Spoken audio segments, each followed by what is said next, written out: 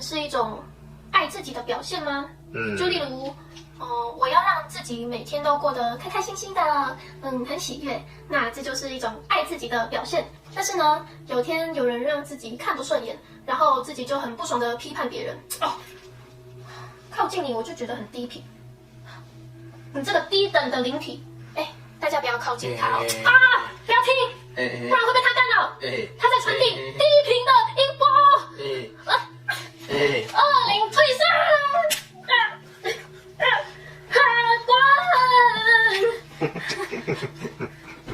那就让自己不开心，不开心，也不爱自己。那以本质来看呢，对方也是自己，所以批判对方也代表自己不爱那一面的自己。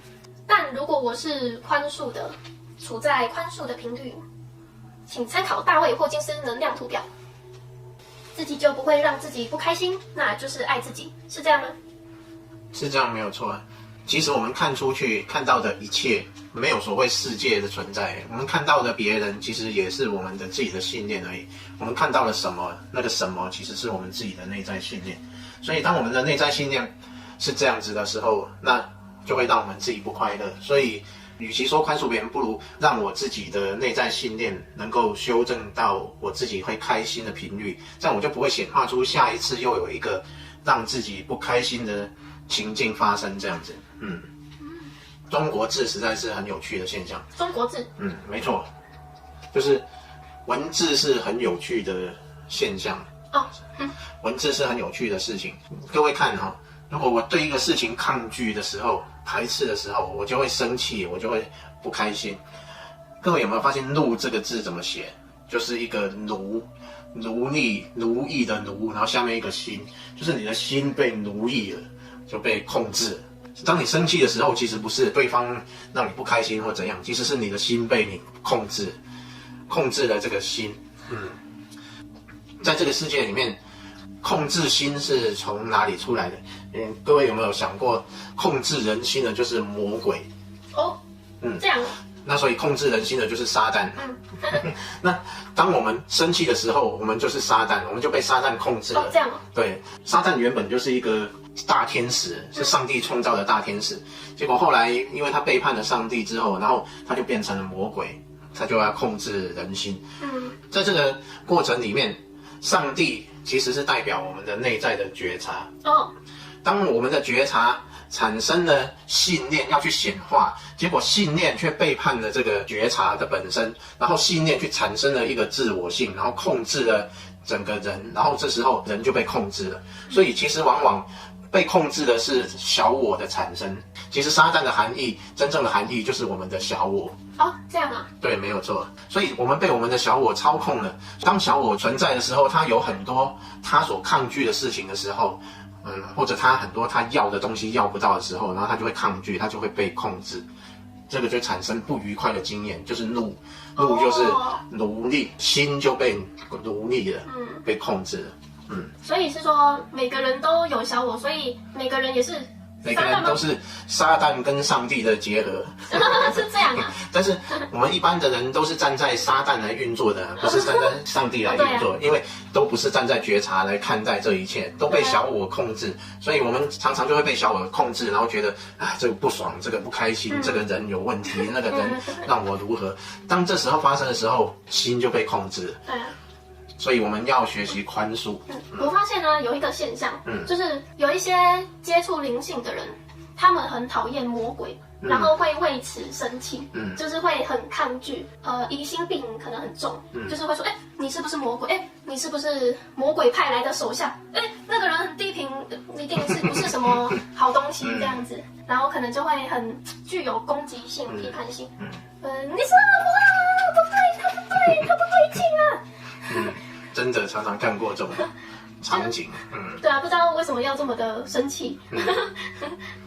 所以这时候他的心就被奴役了，被奴役了心。所以当他生气的时候，其实魔不在外，反而是他自己处在撒旦恶魔的状态。但是有一些人他真的不会去伤害别人，但是他会看到有人被其他人伤害，那他就会很生气，然后会去批判伤害别人的那个人。那他就是撒旦吗？怎么会这样？他又没有做坏事，他不会伤害任何人啊，他就是所谓的正义的一方啊。我们讲显化法则的时候，就是所有我们遇到的情境都是我们自己所显化。今天我们显化一个人来伤害我们，或者说我们看到一个伤害别人的一个人，那为什么我们会遇到这件事情？同样是我们内在有一个区块曾经很抗拒这件事，我们才会显化出这个情境。我们有说过，在显化法则里面，我们没有所谓喜欢或者不喜欢的问题，你只要投入情绪去在一件事情上面，那个事件就会被显化再次发生，或者显化它发生。我们越是抗拒别人来伤害我们，我们就越容易产生被伤害的这种剧情。为什么我们小我会是一个奴役我们的状态？小我总是带着恐惧来生活。当你带着恐惧而不是怀着爱来生活的时候，你就常常会显化出一些不好的剧情。所以这些剧情不是别人加诸于我们身上，是我们自己去显化出来的。当我们知道显化出这样的剧情的时候，我们就要知道自己内在一定有一个区块对这样的事情怀着一份恐惧，而不是带着爱。所以批判别人、攻击别人，就代表自己缺乏爱吗？代表自己是站在小我的恐惧来做出反应的。很简单的去区分，当你运作在小我上，你的立足点是立足在小我上的时候，其实你就没有带着爱。真的爱是那个无条件的就感觉到幸福的一个地方，那个地方就是我们的觉察。所以当我们把立足点安住在觉察来生活的时候，自然就会怀着无条件的爱来运作在这个世界上。那我们遇到的事情也都会是一些很顺遂的事情，而不会有什么伤害啊等等这些事情出现。所以才说为什么菩萨更能帮助这个世界，因为他时时刻刻都处在这个觉察。但是好像又有一种说法是说，每个人都是菩萨，那让你不开心伤害你的人也是菩萨。但是菩萨不是处在觉察吗？如果真的是菩萨，应该不会真的去伤害你吧？例如说殴打你一顿啊，然后或是用一些很恶劣的语言来回谤你呀，等等等。这也不一定啊。如果你正在度过一个需要跨过去的一个关卡，然后菩萨看到你需要去跨过这一关，他可能会用一些负面的样子来让你跨过你要跨过的这个功课。是哦。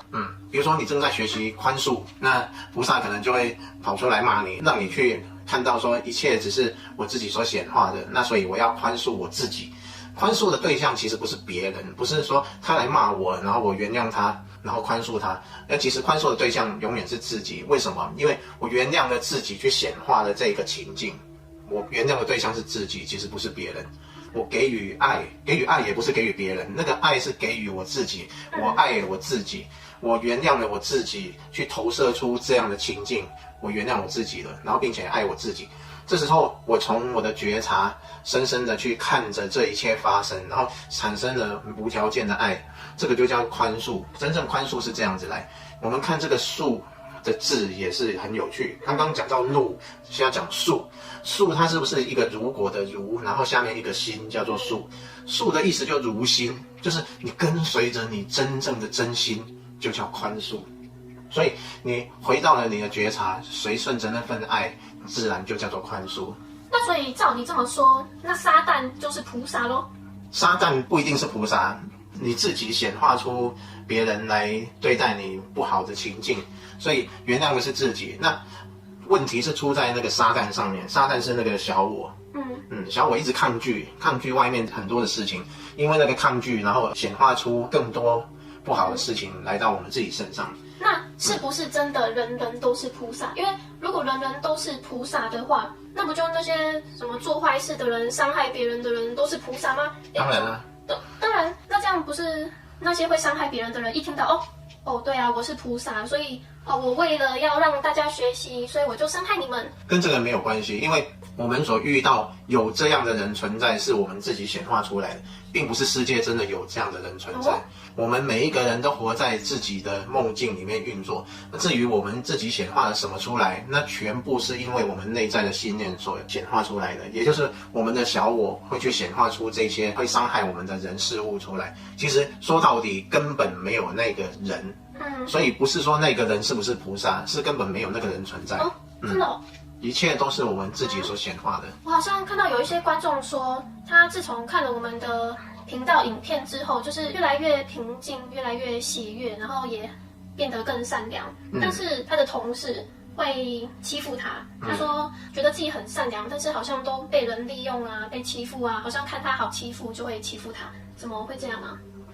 这个就是自己有对现象还有恐惧。这个世界显化是有时间延迟的，也就是我已经变成善良了，但是我之前对于非善良的一种恐惧，那种恐惧让我显化了情境出来。那现在我变成善良了，那结果，怎么会还有人欺负我啊？那些可能是之前就已经显化的余韵，而且这个事情就是用来去考验你是不是能真正的宽恕自己。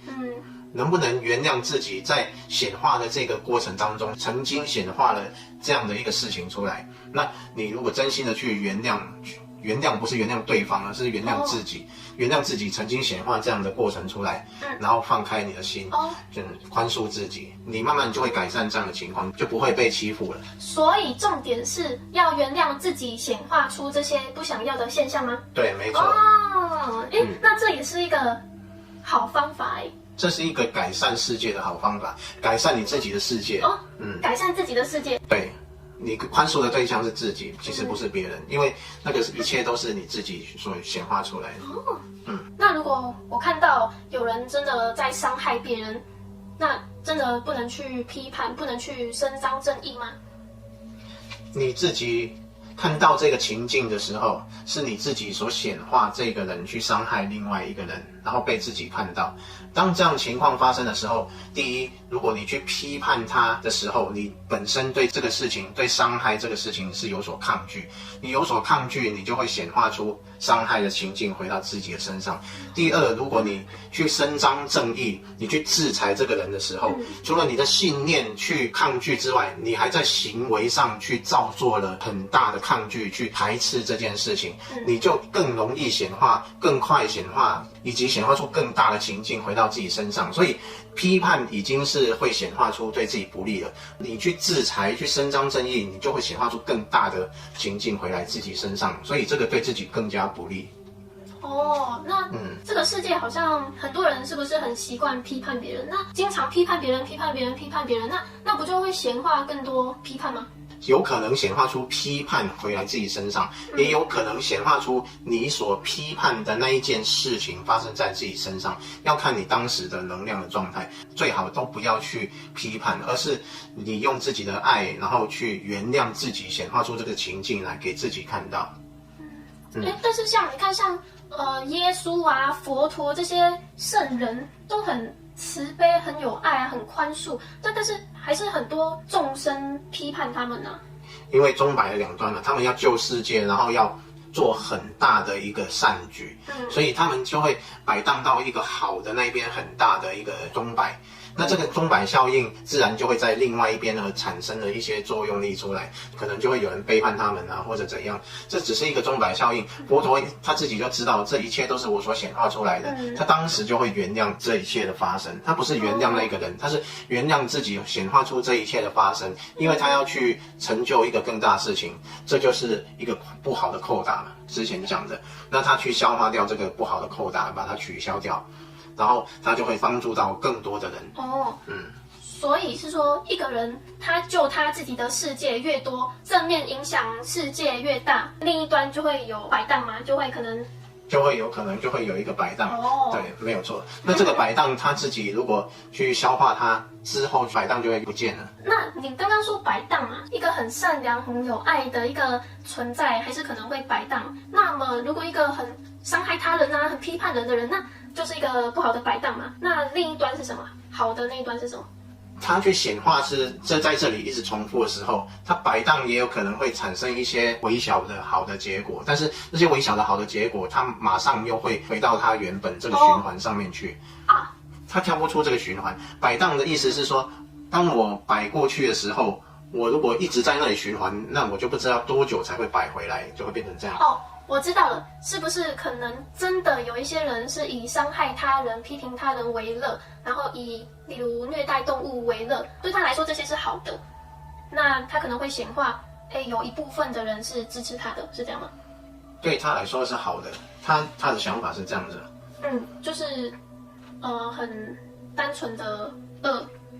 很单纯的，其实在他的世界里面，他也会显化出一小部分好的现象出现，这是一定。就是我们看所有事情，其实它是一个像太极一样的东西，好的那一面有多少，坏的那一面有多少，这整件事情只是一个比例的问题，所以它不会是一个全然的好或全然的坏。就算它很坏，它里面一定也有一小部分的好之类的，就会这样发生。那个好是真的，可能说他喜欢虐待动物，但是他很善待植物吗？还是说他那个好是可能没有？他好的是，比如说，就像你刚刚说的，他纯粹去虐待动物，90%的人都反对他、批判他，但是可能有10%或5%的人，反而是支持他的，就是像这样子。原来是这样。世界上没有绝对的好坏，没有绝对的好坏。有人觉得。批判啊，那些攻击他人就是好赞。没错。像我们这样的影片，然后在讨论这些事情，我们谈的是原谅自己，然后宽恕了自己。我们的立基点不是在要不要去批判别人，要不要去制裁别人，要不要去伸张正义。我们谈的不是这个，我们谈的是，当你看到一件不好的事情的时候，我们要原谅的对象是自己。而不是别人，因为我们显化了这个现象出来。当我们真的去原谅自己的时候，这个现象也得到了瓦解，它就会变成好的。所以，如果我们原谅自己，不就自然不会去批判别人吗？没错啊，所以就是变成一种宽恕。哦，只是宽恕的对象其实是自己，我原谅了自己了。有一个人去，比如说攻击我们的时候，那我们对这件事有抗拒的时候，真的受到伤害的是我们，并不是对方。我们为什么要在这件事情上去接受这个伤害？对啊，我们应该是看到这个，跟我无关，这个其实我并不是这样，所以你就跳开就好，你完全不需要去接受那个伤害。你去接受伤害之后，你又反抗反弹，这样就是一个恶性循环。我有看过一部卡通叫做《怕痛的我》。把防御力点满就对了。就是如果你怕痛的话，那你就只要防御就好了，你也不用去攻击呀，也不用去干嘛，就防御力点满。这也很有趣啊。如果怕痛的话，你就把那个宽恕点满就好了。对，怕痛的话把宽恕点满，那这就是一种爱自己。所以世界上没有对错，是这样吗？但是是不是还是有？正面频率跟负面频率，就是频率是有标准的，是这样说吗？自己处在什么样的频率，也就是自己把自己放在什么样的情绪，就会显化出好的还是坏的情境。所以所谓的标准就是自己站在什么频率上面，就是这样。那所以有可能有一个很高频的存在，例如说他频率300，但是他喜欢伤害别人吗？那他伤害别人，然后但是他很高频。他觉得伤害别人很好吗？不会，他马上就会变低频了，因为他伤害别人，他会显化出被伤害啊。他知道别人是痛苦的，他除非不知道别人是痛苦，他在伤害的时候看到别人是痛苦，他知道那个是痛苦。他知道是痛苦的时候，他就会显化痛苦回来身上。当他回来的时候，他也是抗拒的，也在受伤，也会不开心。当他不开心的时候，又更加显化了不好的情境，又回来。那个跑不掉的。你现在300，你去伤害别人，你马上就会被伤害，然后你就降到100多，甚至更低。这就有点像喜欢打别人，但是不喜欢自己被打。对啊，你喜欢打别人之前，你要先去看看自己是不是喜欢被打。所以是有可能处在300频率攻击他人吗？还是他最高顶多200？最高顶多200，处在300的频率，他很自然而然会发自内心的去关怀别人什么，他不会去伤害别人。所以我才说频率是不是还是有标准的？正面就是正面，不可能你做一些伤害别人的事情，然后那是正面。对，没错。如果是300、400、500，那就真的是那个频率的样子，而不会有什么500频率还攻击别人等等。但是你刚刚说菩萨有可能幻化成一个坏人伤害你，菩萨频率不是很高吗？所以他是处在600、700频率、700、800频率，然后去伤害你，然后让你学习吗？他只是看着自己在演一出戏而已啊。他不是真的有心去伤害别人，他是正在做的是好事，所以好跟坏不是一个绝对的。比如说我打你一拳，我就知道你不会被车撞到，那我去打你那一拳，我是在做好事。或者去用力去把你推开，然后你被我伤害到了，你被我用力推，然后受伤了，但是你却没有被车撞到，那这时候我做的事情，我的出发点是好事啊，所以跟伤害无关。当菩萨要去度人，然后去采取一种激烈手段的时候，他是在做好事，不是坏事。因为菩萨百千万亿化身嘛，所以他可能会直接降频，例如说降到100多，然后扮演一个坏人，有可能，而不是处在高频，也有可能他让自己降频到低频。对，只是他知道自己在做什么，知道自己在扮演这样的一个状态。所以世界上没有真正的好人跟坏人，没有真正的好人跟坏人啊，只有自己怎么看待世界而已。自己定义好人跟坏人，你自己定义这个世界是什么，自己定义自己是什么，自己定义好人跟坏人。当你都定义好的时候，你就会活在自己的故事里面去显化。但是高频不就是爱是善吗？那低频应该就不会是爱是善吧？对啊，不会。那不就还是有善恶？善恶是自己所显化的，就是对自己好或者坏，其实是自己显化出来的。当你怀着好的频率去显化一件事情的时候，所有的你碰到的人都会是好人。所以意思是，可能有一个世界专门就是伤害别人，就可能在打架，但是对他们来说这是好的。在佛教里面有一个讲法，就是当你在往生的时候，你怀着愤怒的时候，如果你是有福报的，你就会跑到阿修罗道；如果你没有什么福报的话，你就会到地狱道，你就会显化出一个不好的情境来。你如果有点福报，你也会显化到阿修罗道。阿修罗道就是整天打打杀杀的世界。你自己常常怀着嗔恨心，你也会把自己就显化到整天嗔恨，然后打打杀杀的世界去。所以一切都是显化。既然一切都是自己频率的显化，我们就让自己能够处在美好的频率去显化美好的事件，这样就是对自己最大的宽恕了。所以阿修罗道是比这个人道还要更高维度，更高维度，但是是一个负面的高维度。但是你之前是不是有说过，在更高的维度就不会有负面？对，就不会有负面。阿修罗道已经是负面的最高维度了。对，负面的最高维度。对，那再高不就是再高就是善啊、美啊、爱啊。那不就是一个定义？对，当然是定义啊，在故事里面都是定义。所以在故事里面还是有好跟坏，但是故事外一切都是中性的，是这样吗？是没错。因为可能有些人会说一切都是中性的，没有所谓的好坏，没有对错。但是其实人在故事里就是有，就你还没有完全跳脱故事，还没完全登出开悟，就你还在，就会有故事，就会有故事了，就会有好坏。你不能用讲的，你说凡事都没好坏，然后过一下子有人然后去偷你的钱包，然后你会觉得说，没关系，一切都没好坏。可是你就好生气了，竟然钱包被偷。你能把世界的事情都看成是好的吗？这个就不是嘴巴说说就能做到的。在故事内，我们还是有故事性，还是能分辨得出善与恶，高频与低频，还没有登出开悟，但是就明明潜意识知道这就是善，这就是恶，这是高频，这是低频，但是表意识竟然告诉自己说，这不是好，这也不是坏，这不是善，这也不是恶，这不是高频，这也不是低频，这些其实都是用嘴巴讲的。那如果要跳脱故事性，就真的只有不解释了，就直接不解释，就不要再讲了。不要再讲了这不是恶，这不是善，那不是，这才是怎样的，不解释，不解释。那这集就分享到这里啦，拜拜，拜拜。